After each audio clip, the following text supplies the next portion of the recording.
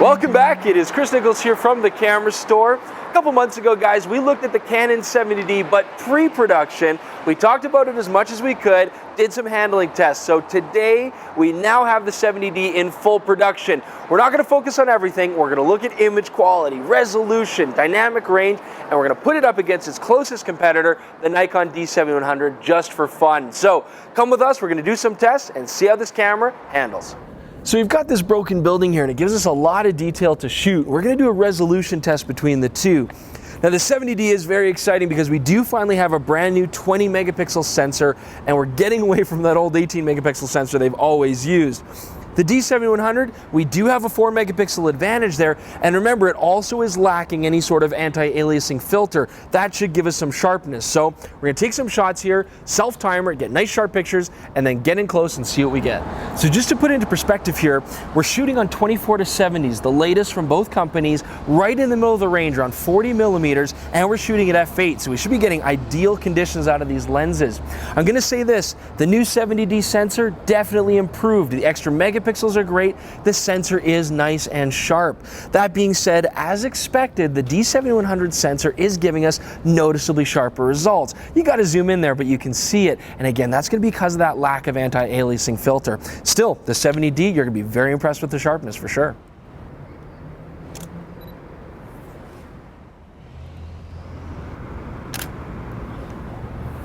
You know, the camera, it focuses nice and quick. I mean, nothing that we haven't had before, the 70 focusing, but it's quick, it works well. It's a fairly compact spread. It'd be nice if it was wider, that's my only complaint, but it works. See, I would love to get in there, but again, we can't do anything illegal on this TV show, so I still want to shoot over this fence. This is a pain in the butt. It's right in the way of all this great detail, so I don't know. All right, Jordan, I've got an idea. Yeah. All right. Woohoo! You got me? I got you. Oh, look at you being so tall. Live view. How are ya? I'm good.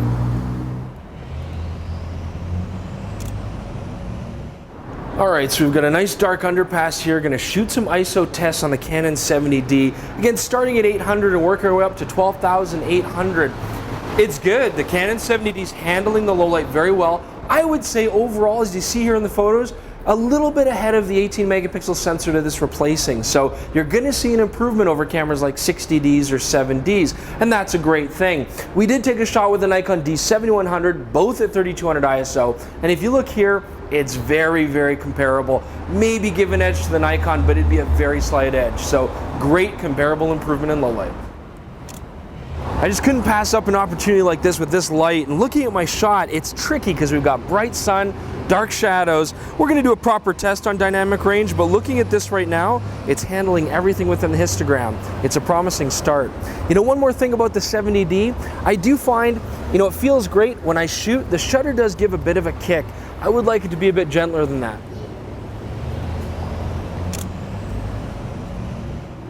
So we've got an interesting alleyway here, lots of bright sun and dark shadows. We're going to try this for a dynamic range test, shoot this in RAW and process it. So we're going to get some shots. I do hope it's improved over the previous sensors. So we've had a chance to shoot this photo, process it, and have a look at the dynamic range results. I'm going to say this right off the bat, definitely a big improvement over the original 18 megapixel sensor. You're going to like that extra dynamic range when you're dealing with diffuse sunlight and dark shadows like we have in these alleyways. One thing though, you push up those blacks, of course you're still going to get Canon's regular pattern noise, but it is a nice improvement. You're going to like it on this camera. All right, guys, now when it comes to video on the Canon 70D, there's some things you're gonna love and some things which they could have done better, but overall, it's a complete cinematic package. First thing you're gonna really love, we talked about this with our pre-production video before, is the live view autofocusing. You know, even with traditional ultrasonic motors, it's quick and it doesn't hunt.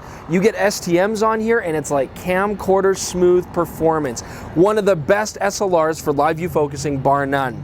Other things you're gonna like too, good compression ratios. We've got the all-eye and the IPB format, so if you need higher compression quality, you've got it. Still, I do wish that they could do 1080p 60 frame per second. That would be a nice coup, you know, to really push them over the other SLRs on the market. Some of the other things too, it's great to have a mic input, but if we're gonna go through all this trouble to give it good compression and great autofocusing and live view, why not put a simple and cheap headphone jack on there? The screen's great, the rotating screen helps. Overall, it's gonna feel great. Just wish we had a few more things there. All right, so we are at the Tour of Alberta, big bike race, otherwise known as the Tour d'Alberta, and should be a good place to get some shots. A lot of people around. We're gonna get some bike shots and see how the 70D performs. All right, it's Mike Drew over here. We've shot with him before. Are you shooting on a 70D? Yeah, I love this thing. We're shooting on a 72. We're doing a 70D video.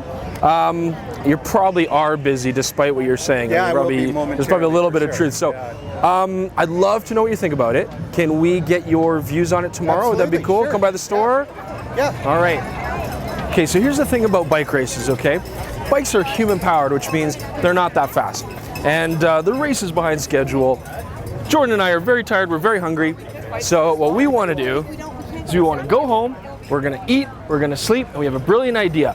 Our good friend Mike Drew is getting paid to be here. He has to stay and shoot it. We're just gonna ask him tomorrow how the autofocusing went. He's gonna have some amazing shots. It's Jordan and I's most brilliant idea to date. So we'll see you guys tomorrow.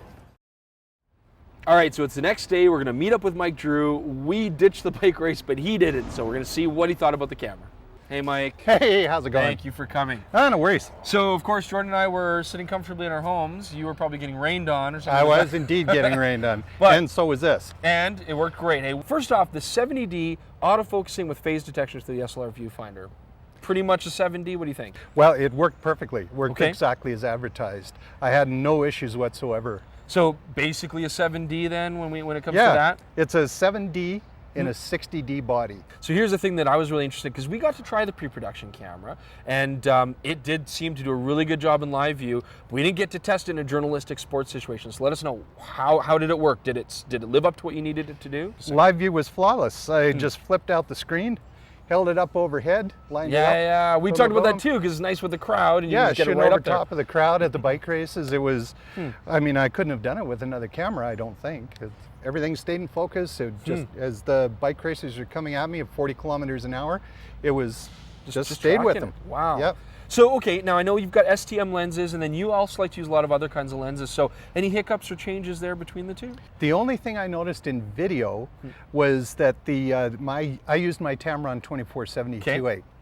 And if I moved quickly between two different subjects, there was a little bit of hesitation, a little bit of hunting. Okay.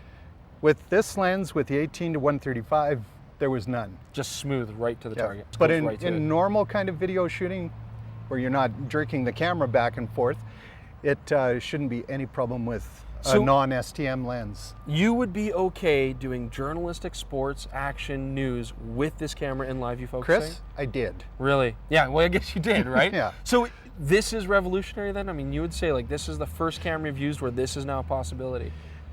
I would say that yes, that's true. However, I wasn't thinking that at the time. Yeah. I was just shooting, and Yeah. it did exactly as I wanted it to Geez, do. I mean, that's all we want, right? That's all we can ask for. Very cool, man. Well, thank you for doing the legwork so that we didn't have to, man. We appreciate No problem. that. No problem. It was great fun. I love this camera. Yeah, so overall, very happy with it. Oh yeah, absolutely. Absolutely. All right, guys, so not much to say on this camera. I mean, all in all, we've already tried it with our pre-production video. The camera really does feel like a whole bunch of other Canon SLRs, so everything's familiar. There's nothing really new here, except when it comes to that live view autofocusing. It really is exciting, and as Mike Drew confirmed for us, it works just like they say it does, and that's nice to have. So a really cool feature. Overall, the only thing I didn't like was the fact that the video still doesn't have a headphone jack, especially when you have the potential to make this into the ultimate all-in-one camera. But I think it's apparent the 70D is going to be a winner. It's successful, and you're getting a lot of great features. Until next time, thanks so much. We'll see you soon. Hey guys, it's Jordan the video guy coming out from behind the camera to check out the new Metabones speed booster from Nikon to Micro Four Thirds. If you've been paying attention to our videos, you know I love shooting with the Panasonic GH3. I use it a lot when I need a small light camera. So I was really excited to use this, get to drop all my Nikon glass on there, and now I get a 1.4 crop factor instead of the usual 2 times crop factor. It's really nice. It's close to the Super 35 cameras that I like to shoot with. I didn't really need the extra stop of light that I gained with this today. It's been bright and beautiful, but I certainly like the crop factor I get. And I really like too that it has hard click stops for the apertures. Most of these lenses are very smooth, so I can't tell what aperture I'm shooting at. With the Metabones one, I can do a little bit of math and know that, oh yeah, I'm shooting at about f9 right now. It's really handy when I'm trying to determine depth of field. If you've got a Micro Four Thirds camera and some Nikon glass kicking around, you got to try this thing out.